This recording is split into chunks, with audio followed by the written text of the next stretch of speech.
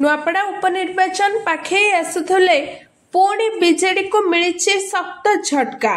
BJD पूर्वतन Rajya Sabha MP अमर पट्टनायक दलर supremo नवीन पट्टनायक हाथ छाड़ी पद्म धरिछंती।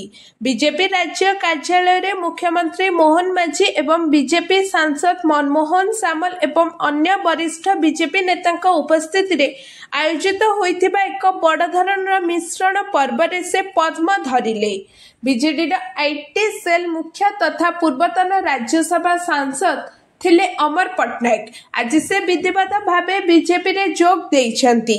नुआपड़ा उपनिर्वाचन पाई बास आउ किछि दिन थिबा बेले अमर बीजेडी छाड़िछंती। सेपटे बीजेडी सुप्रीमो नवीन पट्टनायक आज नुआपड़ा ग्रस्त रे जाई स्नेहांगिनी छुरियांक पई भोट भिक्षार करुथबा बेले एपटे बीजेडी रो गड़ भांगिबारे लागिछि।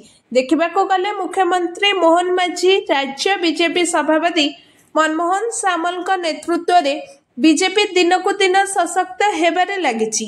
बहु छामुआ नेता दल छाड़ी बीजेपी रे मिसुछंती। तेबे निर्वाचन पर नुआपड़ा रे प्रथम उपनिर्वाचन होइथिबारु तीन दल एहा पई जोरसोर कसरत करुछंती। देखिबाको खाली बाकी रहिला चलित थर किए एही आसन हातेबारे सफल हेउछंती। Bureau report around Odisha live.